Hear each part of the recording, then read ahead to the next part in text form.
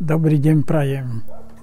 Menujem sa Kováč Viliam, venujem sa bonsajom dlhšiu dobu, dá sa povedať, že viac ako 40 rokov.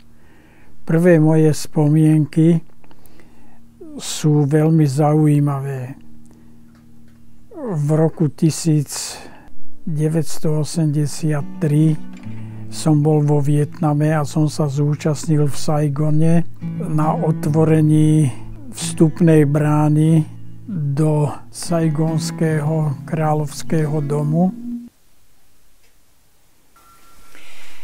Keď v roku 1983 môj manžel William sa vrátil z Vietnamu, prišiel nabitý vedomosťami, skúsenosťami, zážitkami, ale najväčšiu lásku a najväčší obdiv si priniesol s fotografiou bonsaja, ktorý mal 40 rokov presne ako on. Bol to nezabudnutelný zážitok a to bola prvá láska k bonsaj, keď nepočítam tú prvú ku mne.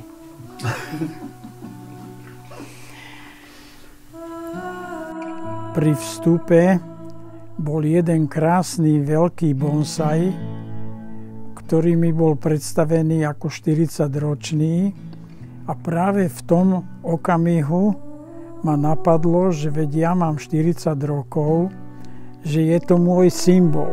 Tak ma tak očaril a inšpiroval pre ďalšie obdobie, že mal by som si zdokonaliť prácu s bonsajmi a stalo sa mi to koníčkom. Od toho času sa venujem viac menej bonsajom.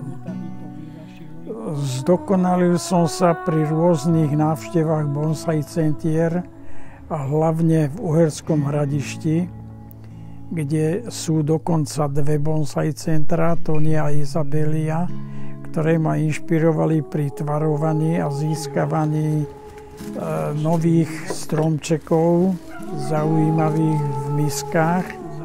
Tie misky dla možnosti by mali byť mrazovzdorné, aby vydržali aj počasie v našich šírkach zemepisných.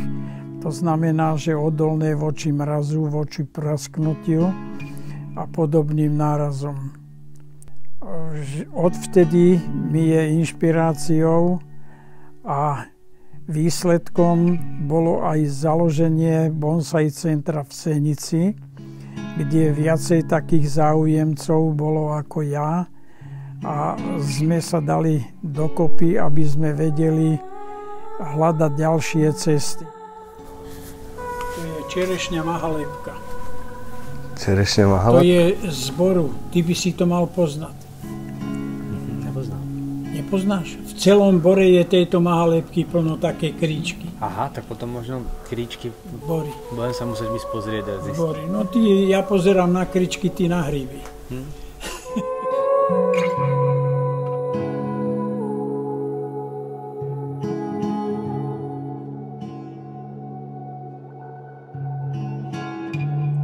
Keďže som vychovaný v Malých Karpátoch, kde je dostatočné množstvo stromov, či v záhrade, alebo v okolí, tak začal som hľadať miesta, ktoré by boli najideálnejšie pre bonsaje.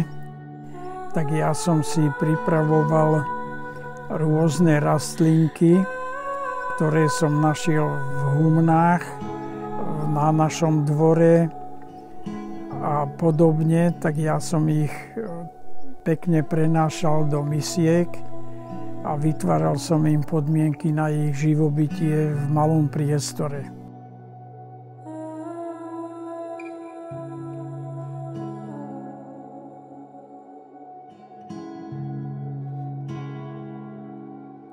Tvorcom mnohých bonsajov sú zvieratká. Keďže som pôsobil na takom mieste, kde boli aj ovce, pásli sa po našich pasienkoch, lúkach, tak tie pripravovali vždycky na jar, čo bolo dobré, to skonzumovali a ostatné sa trápilo a živorilo pre ďalší život a vytvárali bonsaje krásne. To znamená ovečky, muflóny alebo jelene, ktoré sa väčšinou v horách pohybovali alebo na pasienkoch, tak tie nám pripravovali stromčeky pre ďalšie bonsaje. Toto sú vzácnosti, ktoré majú pôvod v Rakúsku, kde sme boli tiež na výstave, ako klub Senica. A odtiaľ som si doniesol stromky, sa mi ľúbili, že sú listy dvojfarebné. 1, 2, 3 kusy sú, aj tu sú ďalej, 4., 5. To som si potom namnožil z toho jedného kusa všetky ďalšie. A to je granátovník, sa volá. A toto je pýcha môjho bonsajového umenia. Je to Serisa, Foetida strontisícich hviezd, ktorá bola ocenená veľvyslancom Japonska na výstave v Lohovci. Som veľmi rád, že aspoň nejakú cenu za to moje trápenie toľké roky som získal. Je to medzinárodné postavenie a je to veľmi cenné. Ďakujem za ocenenie a budem sa o ňo starať ako o svoje dieťa. Serisa sa odvďačila. Keďže po týchto výstavách všade, kde sme chodievali, boli súčasťou bonsajov aj kamene, ktoré boli ako doplnok každého bonsaju. Tieto kamene sú tiež veľmi krásne, tak sme sa s manželkou dohodli na tých výstavách, že si rozdelíme túto prácu na dvoje, keďže vznikli dve sekcie. Bonsaje a suiseky. Volám sa Aurelia Kováčová a žijem s manželom Williamom už 55 rokov.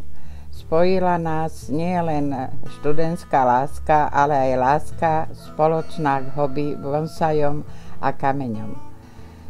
Keďže tieto dve dôležité veci, kamene a bonsaje, sa oddelili, mňa zaujali práve kamene, ktoré sa nazývajú suiseky.